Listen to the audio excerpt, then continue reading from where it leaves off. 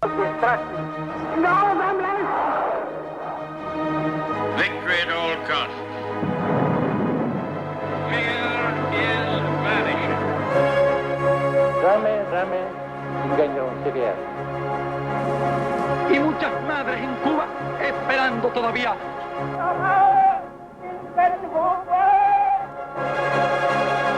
Los gigantes del siglo XX. Mire este hombre. Es la figura más controvertida del siglo. Ha hecho soñar a muchos, pero también ha hecho matar a mucha gente. Febrero de 1945. Yalta recibe a Churchill y a Roosevelt. Este es Stalin. Está contento. ¿Cuál es la razón de este triunfo discreto? Ahora tiene los medios de dominar Europa. De origen georgiano, hijo de un artesano, se ha convertido en el señor de todas las Rusias. Conversa de igual a igual con Roosevelt y con Churchill. Los actores de Yalta. Stalin.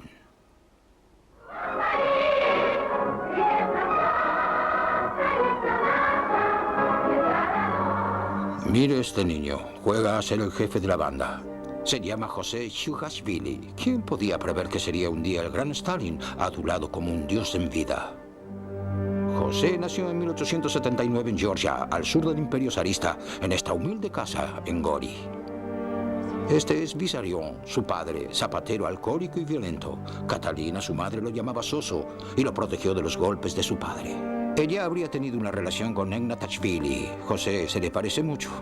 Este hombre rico e importante habría pagado los estudios del niño en una escuela religiosa de Gori. Soso es uno de los primeros de su clase, con notas excelentes en todas las materias. En 1894, año de la coronación de Nicolás II, último zar de todas las Rusias, José entra en el seminario de Tiflis. Su madre sueña con verlo sacerdote. Pero José ya no es el pequeño Soso. Entra en el Partido Socialdemócrata de orientación marxista y es expulsado del seminario en 1899 por actividades revolucionarias. No es el único que se entusiasma con la revolución y con la causa obrera. Desde hace algunos años, Rusia se cubre de fábricas. El proletariado ruso acaba de nacer. El fuego de la industrialización y de la cólera se extiende en Georgia. Los campesinos también se sublevan. Estos mujiks necesitan tierras. Deben luchar para sobrevivir y José no puede olvidar que su abuelo es un siervo. En el campo todavía hay muchas de estas procesiones que demuestran el fervor de un pueblo, aún bajo la influencia de los popes y de la iglesia. Mientras tanto, la clase alta disfruta la tranquilidad de los días felices. Después del seminario, José pasa a la clandestinidad. Su apodo es Kova, que significa el indomable. Al mismo tiempo seduce a la bella Catherine Smanidze, con quien se casa, como corresponde por la iglesia. La pareja tendrá un hijo, Jacob. José es arrestado poco después de la boda. Entre 1902 y 1917 será detenido 6 veces. En varias ocasiones será enviado a Siberia. Kova consigue evadirse 5 veces. Tiene 26 años. Está libre cuando se produce en 1905 la revolución que casi derroca el régimen. Cabe decir que el papel que jugó en estos acontecimientos fue menor. El mismo año, en Helsinki, ve a Lenin por primera vez en la conferencia del partido. En Londres, 2 años más tarde, conoce al verdadero héroe de la revolución de 1905, León Trotsky, jefe del Soviet de San Petersburgo. Kova vuelve por Berlín y visiblemente se aficiona a estos viajes por Europa. En Georgia habría sido cómplice de ataques a mano armada para el partido. Año 1906, la policía del zar, la Okhrana, descubre una imprenta que publica panfletos revolucionarios. Arrestado, Kova es sospechoso de haber sido un delator. Este documento parece evidenciarlo, pero es una provocación de la policía. Entonces ocurre un drama. Su esposa Catherine muere. Esta mujer dulcificaba mi corazón de piedra. Con ella han muerto mis últimos sentimientos de ternura hacia los hombres. Algo se ha roto. Después de varios años en Siberia, en 1912, José vuelve a Europa. Cracovia, luego Viena, acompañado por Malinovsky, un espía del zar. Lenin lo nombra en el comité central del nuevo partido bolchevique. José ahora es llamado el hombre de acero. A los 33 años nace Stalin. Durante este tiempo, la vida continúa para el zar, el zarevich y su corte.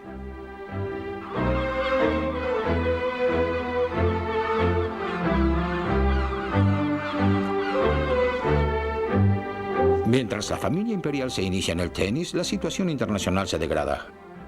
Nicolás II espera que los sentimientos patrióticos silencien a la oposición. Rusia, aliada de Francia y de Inglaterra, enfrenta a los austríacos y a los alemanes.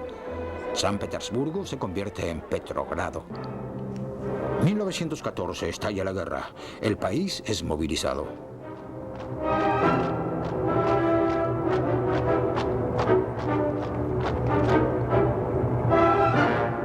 Los popes dan su bendición.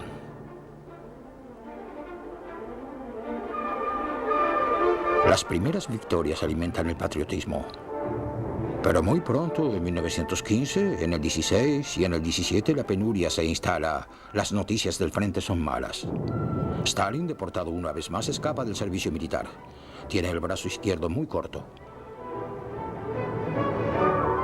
Las pérdidas son inmensas. La rebelión se prepara.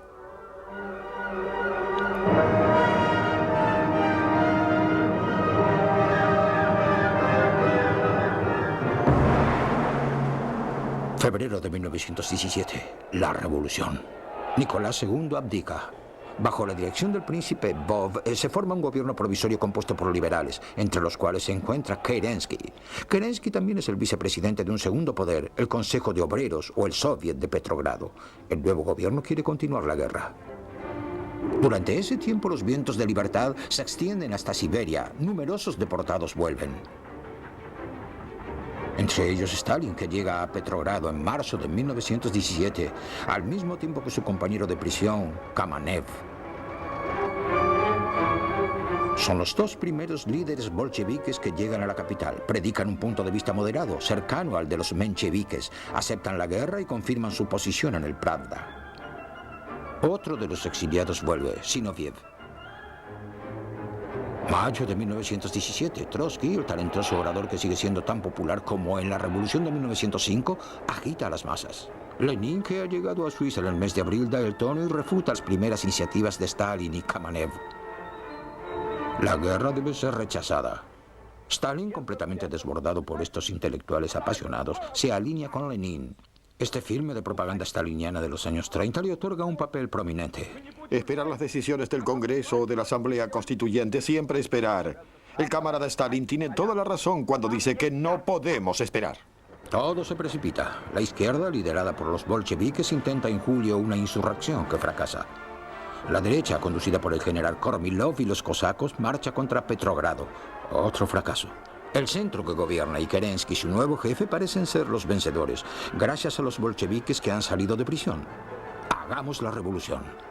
Octubre de 1917, el Palacio de Invierno, la noche anterior al combate. Kerensky solo cuenta con batallones de mujeres y jóvenes oficiales para defenderlo. Enfrente, en el Instituto Smolny, el Soviet de Petrogrado se prepara. Los bolcheviques con Trotsky a la cabeza son mayoría. El crucero Aurora, desde la Neva, dispara sobre el palacio. Al día siguiente todo ha terminado. Los curiosos pueden ver los impactos de bala. Los bolcheviques han ganado. Ha sido un golpe más que una revolución. La participación de Stalin ha sido poco importante. El nuevo poder distribuye tierras a los campesinos. 17 de noviembre, elecciones en la Asamblea Constituyente. Estas serán las primeras y últimas elecciones libres. Los bolcheviques obtienen solamente un 25% de los votos. La Asamblea delibera unas pocas horas. Para Lenin, la prioridad es la revolución. La paz con Alemania debe ser firmada. Trotsky encuentra las condiciones alemanas demasiado duras. Espera que una revolución se produzca en Berlín. En vano, a pesar de las fraternales escenas entre rusos y alemanes. La paz se firma en marzo de 1918. Justo a tiempo, las fuerzas favorables al zar se reorganizan y atacan en todas las direcciones. Los caballeros de la contrarrevolución blanca se acercan a la capital. Amenaza alemana, luego amenaza cosaca. Petrogrado prepara su defensa. El gobierno bolchevique se instala en Moscú. Comisario del pueblo para las nacionalidades, Stalin lo sigue. Viaja con su secretaria, Nadiezhda, hija de uno de sus amigos. Tiene 23 años menos que él. Se dice que la habría forzado en el tren y que se habría casado con ella para evitar el escándalo. El ejército rojo se prepara para enfrentar a los blancos. Trotsky sigue ocupando el primer plano. Como comisario del pueblo para la guerra, crea este ejército. En el bando blanco, el almirante Kolchak es uno de los líderes más crueles. Como señor de la Siberia y del Ural, mata, ahorca y fusila a su paso. En nombre del zar, toma la tierra de los campesinos para devolvérsela a los nobles. pero estas exacciones favorecen a los rojos. Es el terror blanco. En 1918 finalmente se le confía a Stalin una importante misión. Debe detener el avance de los blancos proveniente del Ural a Tsaritsyn. Este filme de propaganda muestra cómo pasa por encima de la autoridad de Trotsky para pedir a Lenin los plenos poderes políticos. Lamentablemente aquí se es totalmente inapto para el combate revolucionario.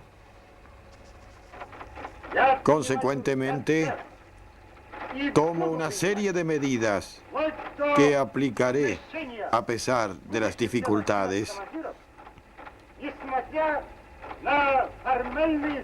y sancionaré si fuera necesario. Stalin confía el mando militar a su amigo Voroshilov. El jefe del ejército rojo está furioso contra Stalin porque este habría dicho que sobresale por su mediocridad. Un duelo implacable comienza. Ordeno inmediatamente a todas las organizaciones ejecutar sus órdenes y todas sus directivas sin condiciones.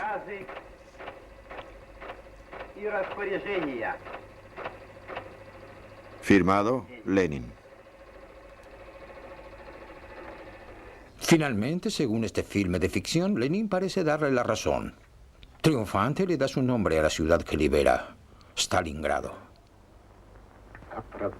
Seré digno de su confianza, querido jefe. 1918-1920, la guerra civil. Lenin instaura el comunismo de guerra, nacionaliza las empresas, los rojos requisan en el campo y en las ciudades para abastecer su ejército.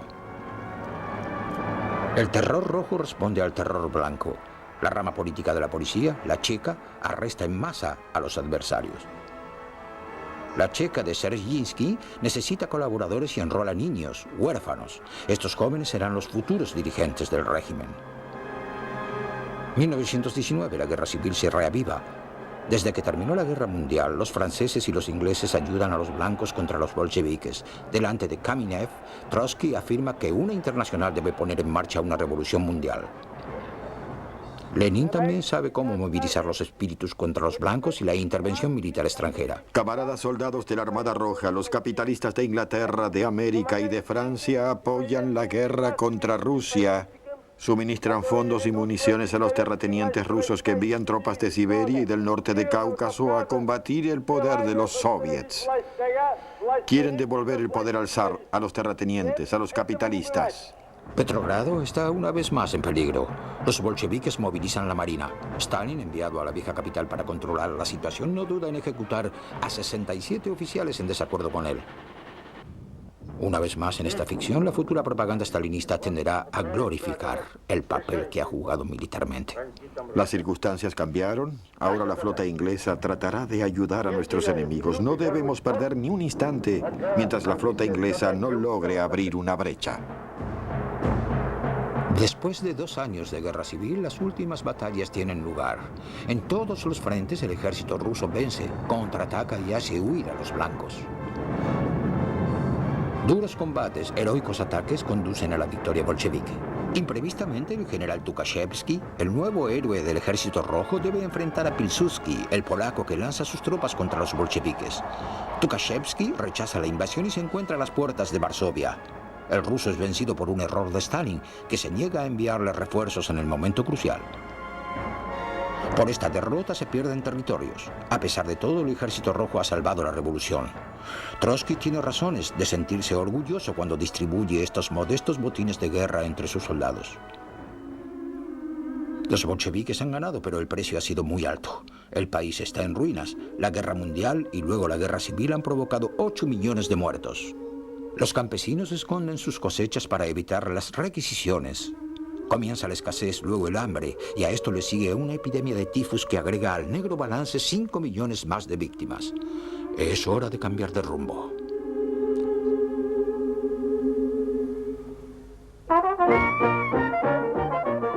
Lenin pone fin al comunismo de guerra y lanza la nueva política económica, la NEP. Se legaliza la iniciativa privada, se suspenden las requisiciones al campo. El dinero vuelve a fluir, se restablece el consumo y la vida también. Para Lenin, esta vuelta al capitalismo debe ser limitada y provisoria para dar tiempo a la reconstrucción. La sociedad rusa respira luego de 7 años de infierno. Algunos en las ciudades y en el campo se benefician más que otros.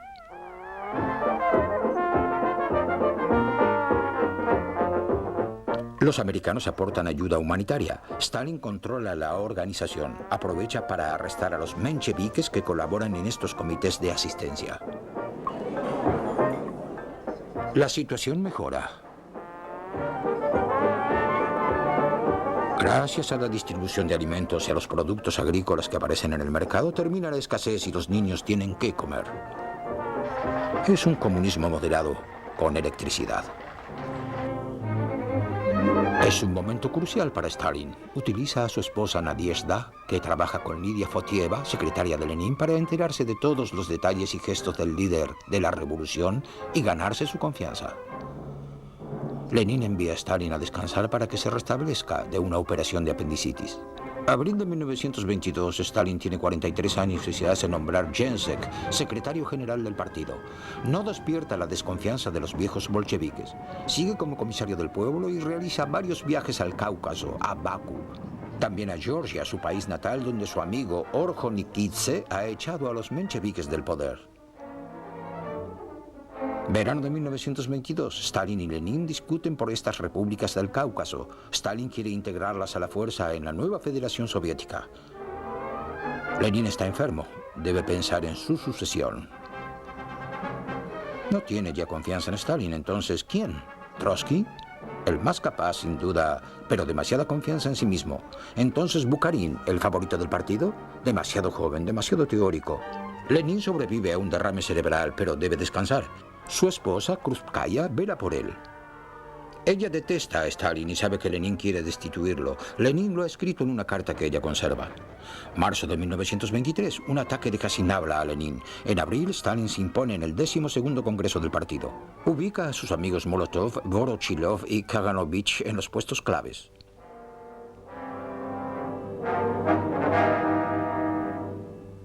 El 21 de enero de 1924, Lenin muere, fulminado por un tercer ataque. Su cuerpo es llevado a Moscú. Entre los que sostienen el féretro se encuentran Kamenev y Stalin. Miles de moscovitas están presentes. Aguardan, todos quieren rendir su homenaje al padre de la revolución. Hace 30 grados bajo cero.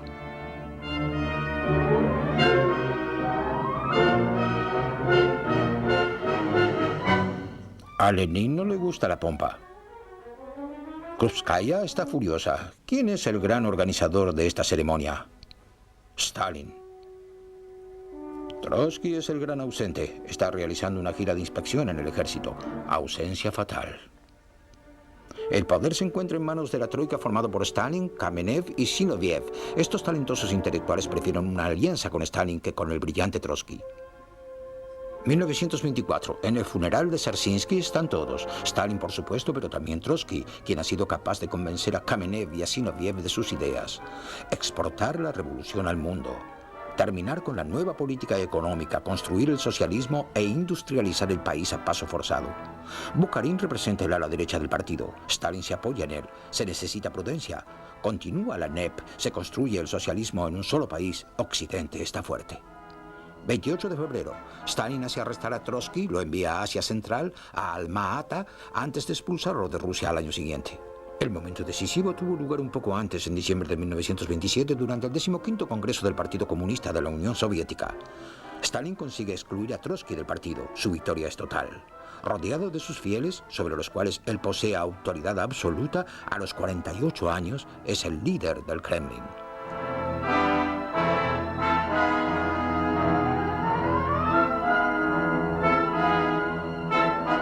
Solo en el poder adopta en parte las ideas de Trotsky, en particular la de la industrialización. 1928 pone al país a trabajar, abandona la NEP, decreta la planificación, impone una revolución industrial, manda construir empresas, centrales hidroeléctricas como la de Dnieprogoez.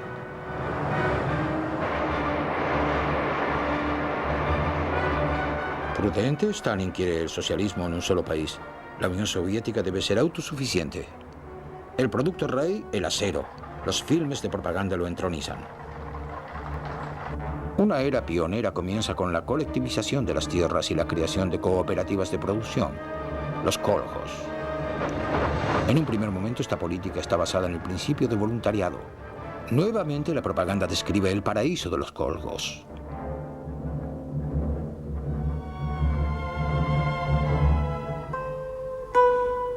Estos años son casi felices para Stalin. Cuando no está en el Kremlin, está en una de sus dachas en el campo. Junto con su esposa recibe a sus amigos. Nadiezhda y él tienen una niña, Svetlana, nacida en 1926, y aquí está su hijo mayor, Vasily. A Stalin le gusta mostrar la sencillez de sus placeres, la jardinería, los paseos a pie y la casa.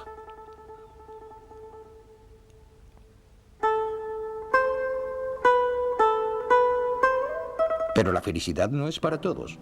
La represión se intensifica, al principio contra las casas de culto. Las iglesias son requisadas, saqueadas, usadas con otros fines o simplemente destruidas.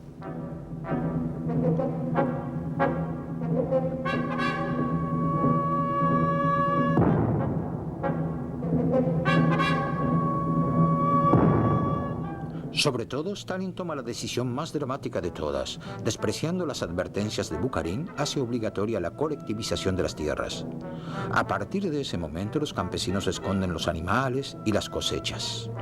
Están furiosos con los inspectores. Estas tierras, que la revolución les ha dado en 1917, les son arrebatadas.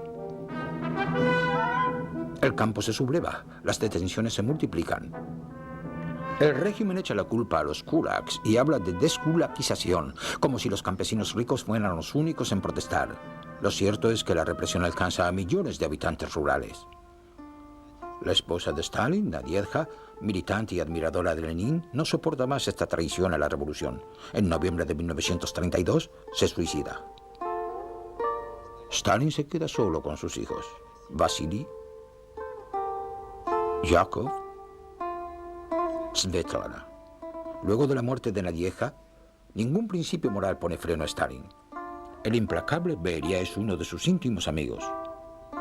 Stalin adora a Svetlana. Ella no sabe que su madre, en desacuerdo con los métodos empleados por el dictador, se ha suicidado. Ciudadanos que se oponen a este socialismo stalinista, campesinos que se niegan a entrar en el sistema de kolhos, son deportados en trenes. Se utilizan todos los medios para transportar estos hombres y estas mujeres. Calificados de saboteadores o de enemigos de la revolución, son embarcados hacia destinos desconocidos. Normalmente Siberia, como en la época de los zares. En 1934 se crea una administración especial, el Gulag. Las raras imágenes que existen no reflejan las condiciones de vida reales. Entre 1934 y 1947 hay un promedio de 2 millones de detenidos permanentes. 15 millones de personas han pasado por estos campos. El régimen encuentra aquí una mano de obra barata. La mortalidad pavorosa varía de un 2 a un 18% según los años. Los historiadores estiman un total de 2 millones de víctimas en los gulags. Estos convictos construyeron el canal del Mar Blanco. Stalin en persona lo inaugura junto a su amigo Kirov.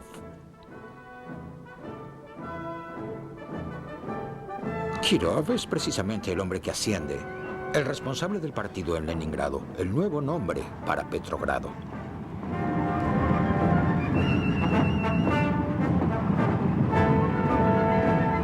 Aquí está en enero de 1934 en el 17º Congreso del Partido Comunista. Es aplaudido ruidosamente, más aún que el propio Stalin.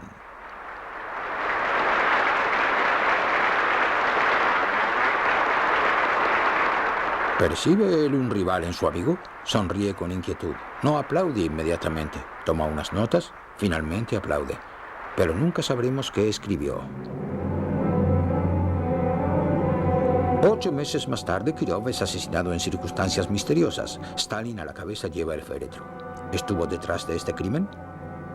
Aprovechando la emoción del momento, amplifica el sentimiento de terror que se genera en el partido. Los procesos de Moscú comienzan. La mayoría de los acusados son los viejos compañeros de Lenin.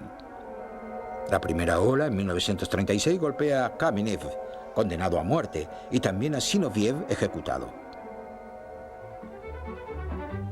¿Cómo puede Stalin atacar a los viejos bolcheviques sin suscitar la rebelión del partido?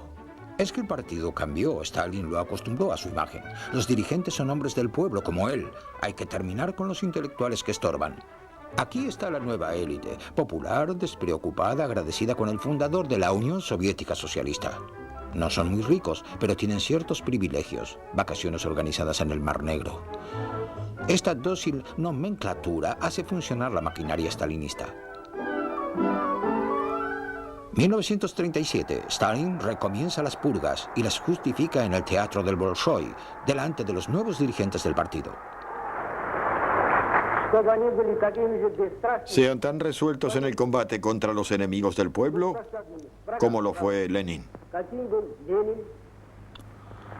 Los defectos que tenía, voz insegura, frases entrecortadas, falta de brío, acento georgiano, ahora son cualidades. El personaje encarna ahora a un hombre salido del pueblo al servicio del pueblo. Stalin cumplirá su deber con el pueblo. Las víctimas continúan. El general Tukhachevsky, Bukharin.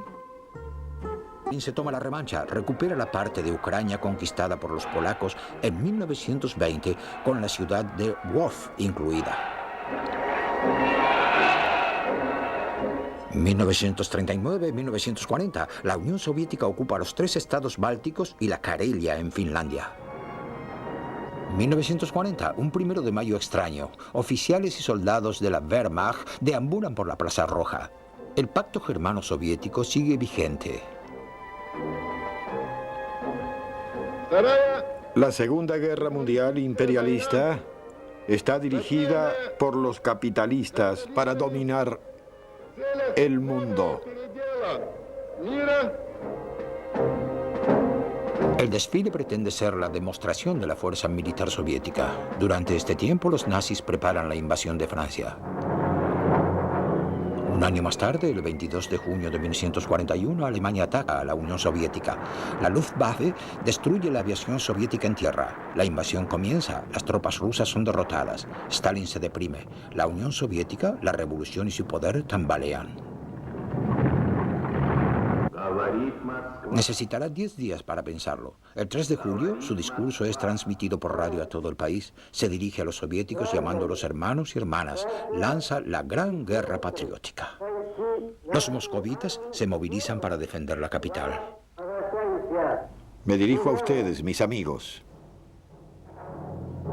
Stalin adopta la política de la tierra quemada que Kutuzov había usado contra Napoleón, como durante la guerra civil. Amenaza a los soldados que cedan terreno. De esta manera, ejércitos enteros son rodeados y atrapados. Noviembre de 1941, la Wehrmacht se acerca a Moscú. El líder de la Unión Soviética permanece en el Kremlin. Es el 24º aniversario de la Revolución de Octubre. Camaradas de la Armada Roja, la Marina, oficiales, comisarios políticos, resistentes. El mundo entero tiene la mirada puesta en ustedes. Ustedes son capaces de destruir a las hordas invasoras alemanas. Un mes más tarde, el enemigo es detenido a 25 kilómetros de la capital. A caballo, a pie, todas las fuerzas son desplegadas. Por primera vez en 6 meses, los prisioneros son alemanes. La batalla de Moscú está ganada justo en el momento en que los americanos, atacados por los japoneses en Pearl Harbor, entran también en guerra. Los alemanes mataron, colgaron, sembrando el odio entre los rusos. Incluso las víctimas del stalinismo preferirán, en su mayoría, a Stalin que a Hitler.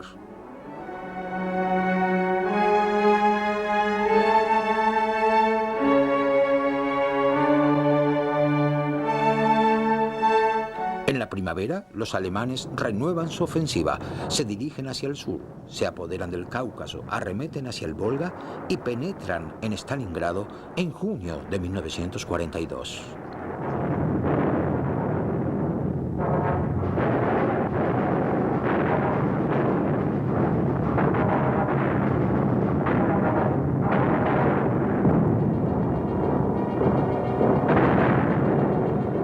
Stalin necesita ayuda. Churchill, el hombre de la resistencia inglesa, aterriza en Moscú en agosto de 1942. Stalin pide que los aliados establezcan un segundo frente en Europa para calmar la presión alemana sobre la Unión Soviética. Churchill no propone ninguna fecha, pero promete una ayuda económica.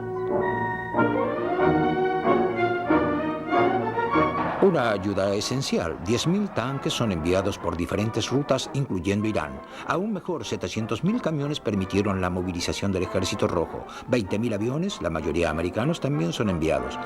La otra vía de tránsito es el Océano Ártico, donde acechan los submarinos alemanes.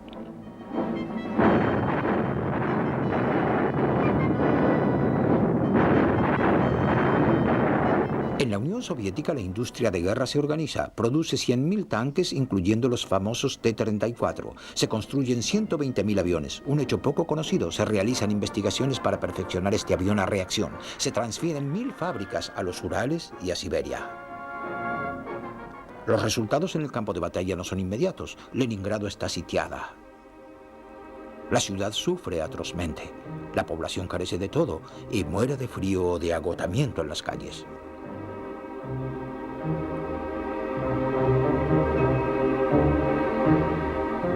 Afortunadamente, buenas noticias llegan desde el sur. El 2 de febrero de 1943, el ejército de von Paulus, rodeado en Stalingrado, se rinde. Esta noticia resuena en el mundo entero, suscitando una inmensa esperanza entre los que combaten contra Hitler.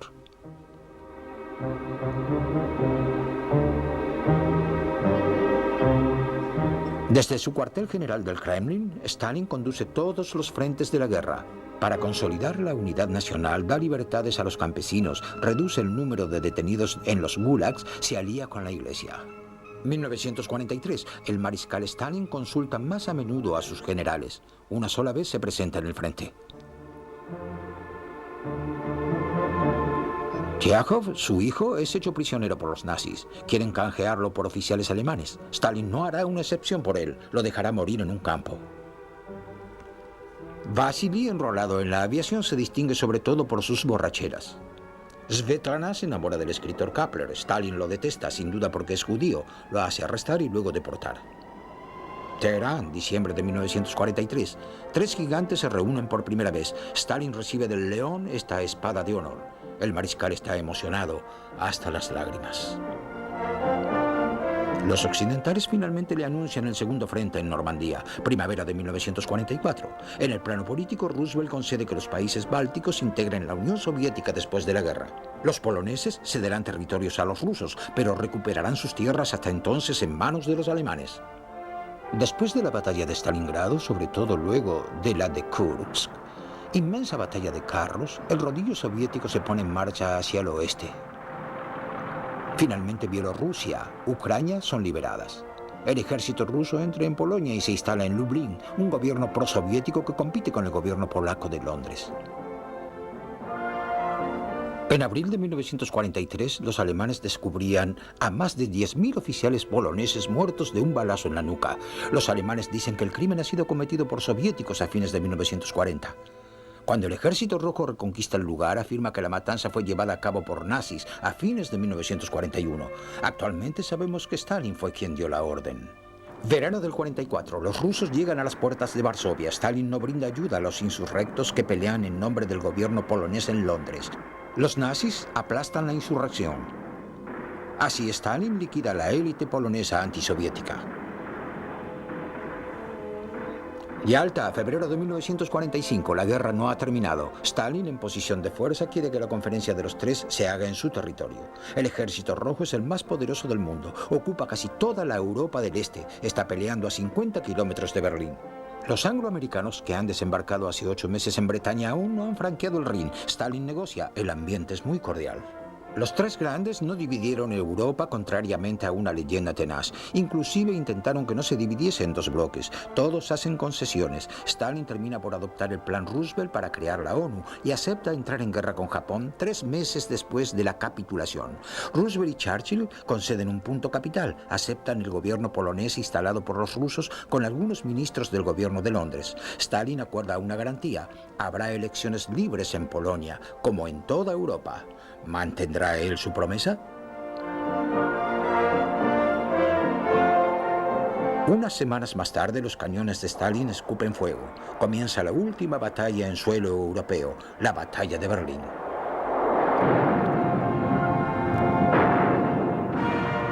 Los cohetes soviéticos apuntan al Reichstag, donde pronto la bandera roja flameará. El Tercer Reich no habrá durado 1000 años. El 30 de abril de 1945, Hitler se suicida en su búnker. Sus generales se rinden. Este filme, un producto puro de la propaganda stalinista de posguerra, todo está inventado y a veces falsificado. La ceremonia de las banderas, el cuatrimotor que parece aterrizar en el corazón de la capital del Reich, el delirio de la muchedumbre y de los soldados emocionados de recibir a sus héroes.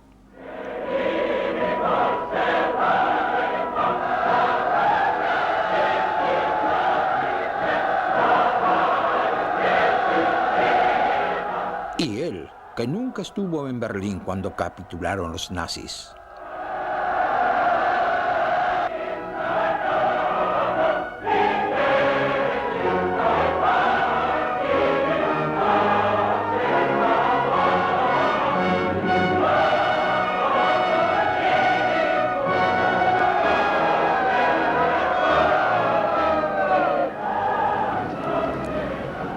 Camaradas, hoy festejamos la gran victoria sobre el fascismo alemán.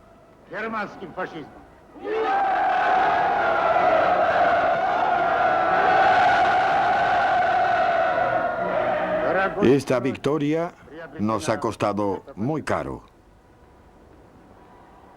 No olviden todos los sacrificios que han hecho.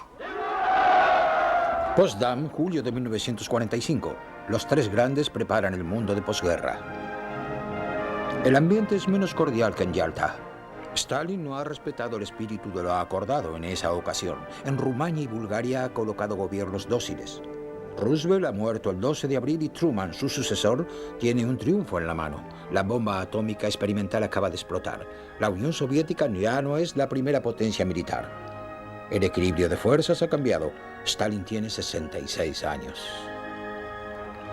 Los occidentales están muy firmes. El buen entendimiento entre los aliados dependerá del respeto de Stalin por los acuerdos de Yalta sobre la organización de elecciones libres en Europa del Este.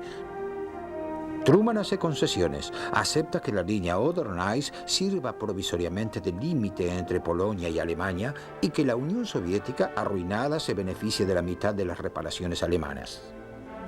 Por medio de la ayuda americana y de la bomba, Truman retoma la iniciativa. Stalin y Beria tienen que elegir: jugarse a la alianza y no sovietizar a Europa del Este, o elegir la pobreza y dejar de lado la ayuda aliada. Berlín está a 20 kilómetros de Potsdam. Beria, el amigo georgiano, jefe de todas las policías, no puede resistir el placer de visitar las ruinas de la Cancillería de Hitler, el corazón del Tercer Reich. Temiendo por su seguridad, Stalin vuelve rápidamente a Moscú después de la conferencia. 1945 es también el año del regreso de los prisioneros soviéticos. Muchos de ellos, considerados traidores, serán deportados a Siberia. Las poblaciones civiles que habían huido de las zonas de combate regresan. No todas. Los tártaros de Crimea, los alemanes del Volga serán deportados y no regresarán a sus casas. La Unión Soviética acumula la mitad de las destrucciones de la guerra en todo el mundo. Sobre 172 millones de habitantes, 25 están sin techo. ¿Y los muertos? Más de 20 millones o 30 según las últimas hipótesis. ¿Cuál es la prioridad para Stalin? ¿Respetará los acuerdos de Yalta para beneficiarse de la ayuda aliada? ¿O elegirá la expansión en Europa? Hará honor a una sola de las promesas de Yalta. 3 meses después de la capitulación alemana, la Unión Soviética entra en guerra con Japón en el momento en que la bomba atómica explota en Hiroshima. La Armada Roja entra en la Manchuria china y en Corea del Norte. En Polonia viola los acuerdos de Yalta. No hay elecciones libres e impone a los comunistas. En Hungría duda, pero ya no hay elección. Él mismo provoca la Guerra Fría con su política polonesa. Febrero del 48, el golpe de Praga da todo el poder a los comunistas.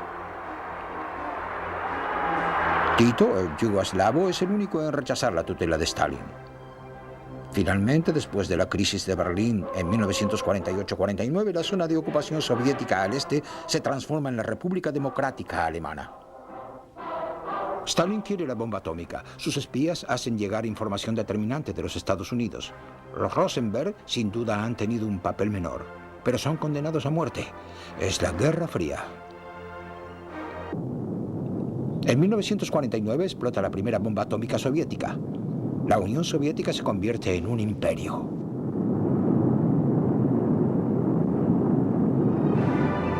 El Ejército Rojo vigila sus fronteras, pero también las del bloque comunista que se repliega detrás de la cortina de hierro. Durante la Guerra Fría, el Gulag se llena otra vez. El régimen es de partido único, con candidato único en todas las elecciones. El mariscal, el padre de los pueblos, acumula las funciones y reina en señor absoluto. Stalin es un hombre cansado. En 1945 sufrió un ataque cardíaco. Descansa durante 3 meses en su dacha cerca del Mar Negro. Está solo. Su megalomanía se agranda. La represión se dirige principalmente contra los intelectuales y también contra los judíos. En 1948, Mykolaiv, el actor más importante judío, es asesinado. Los judíos acusados de sionismo son excluidos de las profesiones diplomáticas y judiciales. El biólogo Lysenko dice que puede, gracias a la ciencia proletaria, hacer crecer tomates cuadrados. Stalin lo aprueba. Se considera también el escritor más grande del mundo. El culto a la personalidad se convierte en delirante. Su casa natal de Gori es un lugar de peregrinaje para millones de visitantes. Sus estatuas ornan las ciudades de todas las repúblicas de la Unión y todas las democracias populares.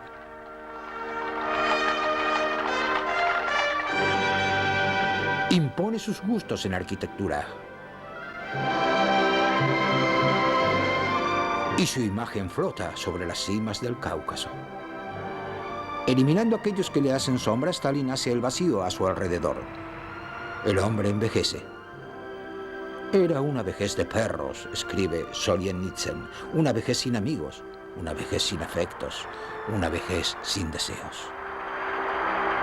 Asiste a desfiles donde su persona es glorificada.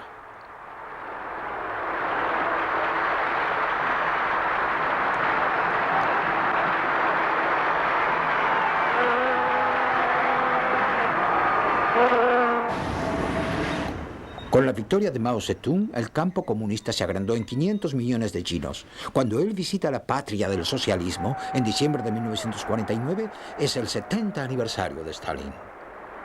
En el Teatro Bolshoi, Mao asiste boquiabierto en presencia de Khrushchev a la apoteosis del culto rendido al padre de los pueblos.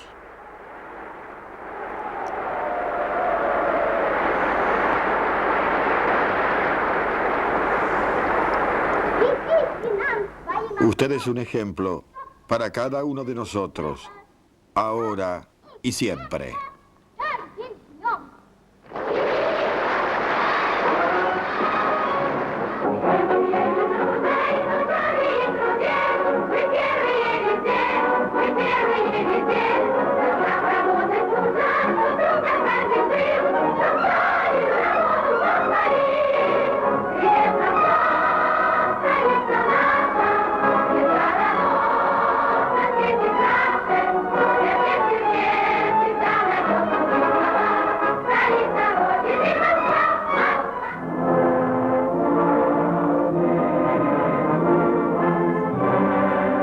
Por la noche, en la Plaza Roja, un espectáculo grandioso espera a los moscovitas. Suspendida de un dirigible, la imagen de Stalin sube al firmamento. Los fieles, Khrushchev, Molotov, Malenkov y otros asisten al desfile del 1 de mayo de 1952. La paranoia de Stalin está en su punto más alto. Desconfía de todos, inclusive de Molotov, a cuya mujer ha deportado por ser judía.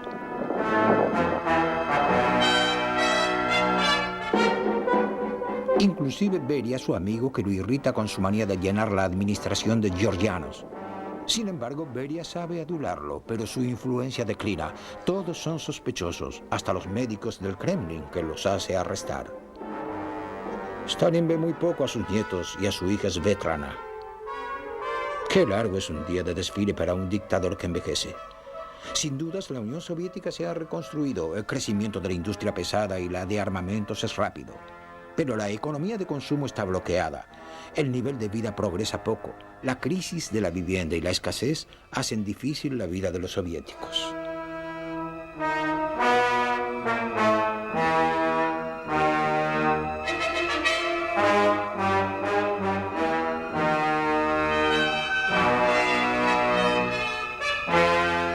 Queda la esperanza del progreso y la confianza en el futuro. El desfile del 35 aniversario de la Revolución de Octubre será el último desfile para Stalin.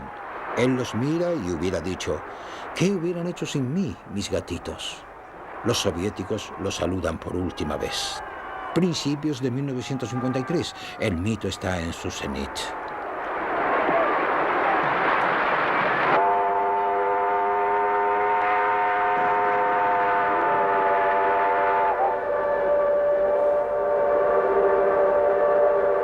El país se ha detenido. Todo un pueblo se ha puesto a llorar. Stalin ha muerto. En el extranjero la emoción es inmensa. Churchill, de Gaulle saludan al hombre de la Segunda Guerra Mundial.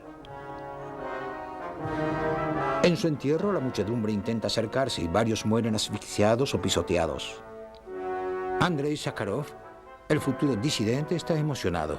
Estoy bajo la influencia de un gran hombre. Pienso en su humanidad. El cuerpo de Stalin es conducido al mausoleo, al lado de Lenin. Svetlana observa a su padre con sentimientos entremezclados. Su hermano Vasily está allí, ya marcado por el alcoholismo. En el mundo, millones de personas lloran a Stalin. No fueron necesarios 3 meses para que la realidad triunfara sobre la ilusión. Los obreros de Berlín Este se rebelan. Y no fueron necesarios 3 años para que se derrumbara el mito en Budapest y que la estatua fuera desplazada. 13 años más tarde, en 1968, fueron necesarios los tanques soviéticos para restablecer un orden estalinista en Praga. Después, en 1970 y 1980, Polonia, nuevamente Polonia. En 1989, los poloneses doblan las campanas por el comunismo. Stalin ha muerto por segunda vez, arrastrando otra muerte. La del padre fundador, Lenin. La Unión Soviética ya no existe. Millones de hombres y mujeres han desaparecido. Rechazando el espíritu de Yalta y la alianza con Occidente, Stalin eligió el poder de un imperio y el despotismo. El engranaje fatal se había puesto en marcha. ¿Qué queda de Stalin?